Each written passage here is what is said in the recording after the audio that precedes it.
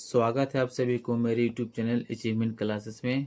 देखिए आज मैं आप लोग को क्लास 10th का कुछ इंपॉर्टेंट क्वेश्चन बता रहे हैं जो कि एग्जाम में बहुत ज़रूरी है और बहुते बार पूछा है और इस बार से भी पूछने वाला है। ठीक है, तो चलिए हम लोग स्टार्ट करते हैं वीडियो को। तो कहता है कि सिद्ध करें कि √2 एक अपरिमेय संख्या है। जी क्या कहता है? सिद्ध करें कि √2 एक अपरिमेय संख्या है। ठीक है, तो हम लोग सबसे पहले क्या कर लेंगे, मान लेंगे माना कि √2 एक परिमेय संख्या। क्या मान लेंगे? √2 एक परिमेय संख्या है। कोई दिक्कत? √2 एक परिमेय संख्या है। समीकरण नंबर 1। ठीक है, आज में से क्या करेंगे, हम लोग देखेंगे कि परिमेय संख्या किसे कहते हैं। तो परिमेय संख्या कहा जाता है जो P/Q के रूप में रहता है। क्या रहता है? जो P/Q के रूप में रहता है। और बताइए √2 क्या माने, हम लोग परिमेय माने है ना।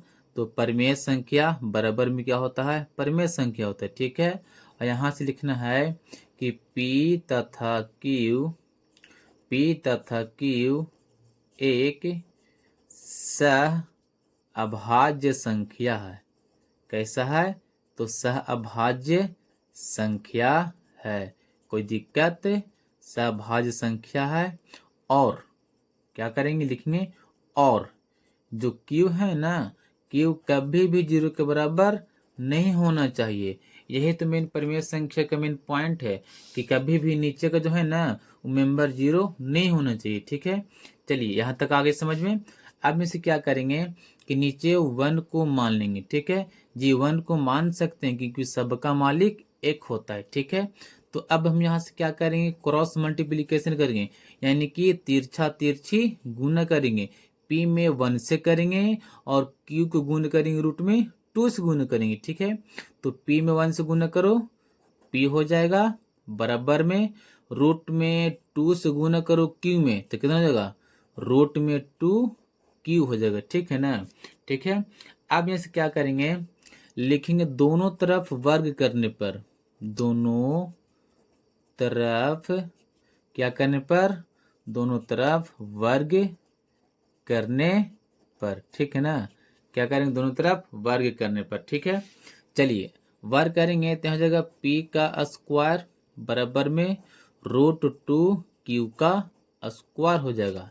जब यहाँ करेंगे P का स्क्वायर तो हो जाएगा P स्क्वायर, और इधर करेंगे तो √2 का स्क्वायर होता है 2 और Q का स्क्वायर करेंगे तो हो जाएगा Q स्क्वायर हो जाएगा। ठीक है, इसको मान लेते हैं इक्वेशन नंबर 2। अब यहाँ से क्या करेंगे कि 2 गुना में है तो कहाँ चलाएगा? 2 गुना में है तो इसको खींचेंगे तो कहाँ चलेगा? इधर इसको खींचेंगे तो आ जाएगा बट्टा में। कहाँ चलेगा? बट्टा में। n बचेगा Q स्क्वायर। क्या बचेगा? Q स्क्वायर बचेगा। अब बताइए आप लोग कि 2 गुना में है ना, सॉरी 2 कहाँ है? भागा में है, तो 2 किसको भागा देगा? P स्क्वायर को। यानी कहने का मतलब है कि P स्क्वायर 2 से, किससे? 2 से विभाजित होता है। क्या होता है? 2 से विभाजित होता है। ठीक है, इतना हो गया। अब जैसे मान लेते हैं कि अगर यहाँ स्क्वायर नहीं रहेगा तो क्या 2 से P विभाजित नहीं होगा? होगा जी। देखिए जैसे कहने का मतलब है कि 2 का स्क्वायर बटा 2, क्या 2 से नहीं कटेगा? कट जाएगा एक बार में। लेकिन देखिए ये जो 2 है, 2 ये 2 का स्क्वायर कितना होता है? 4 होता है, और बट्टा में 2। देखिए स्क्वायर की तो 4 देखते भी कट रहा, डिवाइड हो रहा है ना, भागा हो रहा है ना। तो जी हाँ, यही कहता है कि अगर स्क्वायर रहेगा फिर भी 2 से विभाजित होगा, अगर स्क्वायर नहीं रहेगा फिर भी 2 से विभाजित होगा। यानी कि तो यहाँ से लिखेंगे कि P 2 से विभाजित होगा। कोई दिक्कत? अब आगे चलेंगे समीकरण नंबर 2 से चलेंगे। समीकरण नंबर 2 से। समीकरण 2 में क्या है?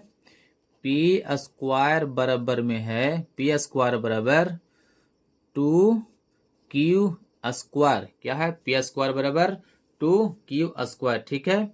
अब यहाँ से हम लोग मान लेंगे, माना कि जो p है ना, यही p लिखेंगे, बराबर में एक बात याद रखिएगा, यहाँ पे जितना नंबर रहेगा ना उतना ही आप लिखिएगा, और यहाँ पे जो रहेगा ना यहाँ पे वो नहीं लिखिएगा, यहाँ पे कुछ और अंक लिख दीजिएगा, ठीक है। यानी मान लिए p बराबर 2k मान लिए, ठीक है। तो चलिए यहाँ से क्या हो जाएगा, p के पास कौन चला जाएगा, 2k² हो जाएगा, बराबर में 2q², ठीक है। देखिए 2 का स्क्वायर कितना होता है, 4, और k का स्क्वायर हो जाएगा k², बराबर में 2q²। बताइए ये इसको डिवाइड करेगा 2 बार में, डिवाइड कर दिया तो हो गया 2k² बराबर में हो जाएगा q²।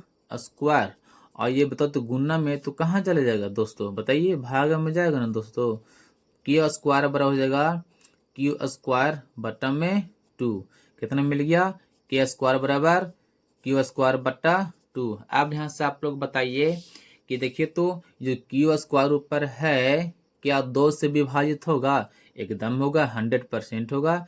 यानी कि q² 2 से विभाजित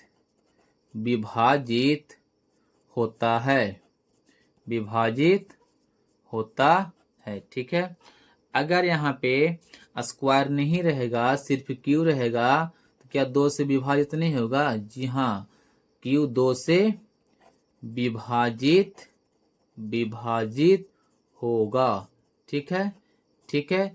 देखिए हो गया। अब हम लोग यहाँ पे क्या देख रहे हैं कि यहाँ पर देख रहे हैं हम लोग कि p² को भी 2 भागा दे रहा है, और यहाँ भी देख रहे हैं कि q² को भी 2 भागा दे रहा है, यानी p को भी 2 भागा दे रहा है और q को भी 2 भागा दे रहा है। यानी कि देख रहे हैं कि चूंकि p तथा q दोनों को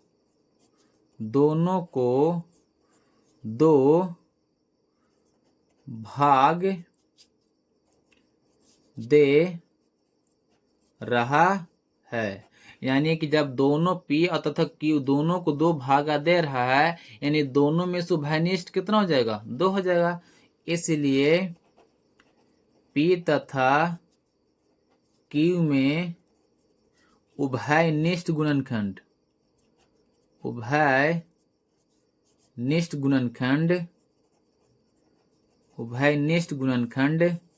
कितना है, तो 2 है।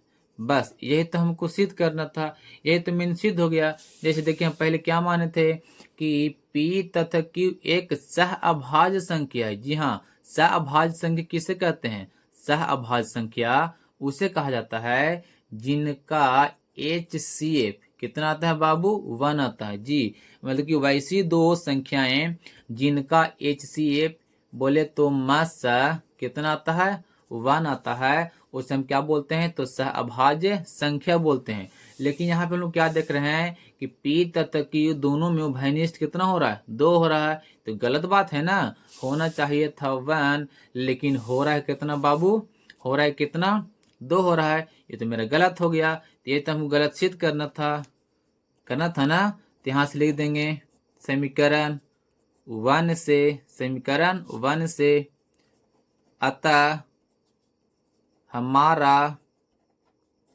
मानना गलत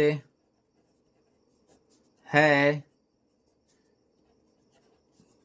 कि √2 एक परिमेय संख्या है।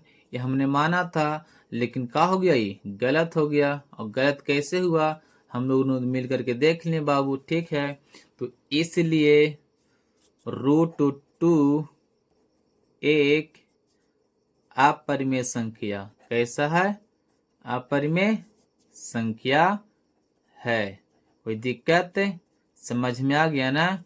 तो जिस बच्चा को समझ में नहीं आया होगा, प्लीज वीडियो को रिवाइंड करके देख लीजिएगा, क्योंकि एग्जाम के लिए इम्पोर्टेंट क्वेश्चन है, प्रत्येक बार पूछता है और इस बार भी पूछेगा, ठीक है।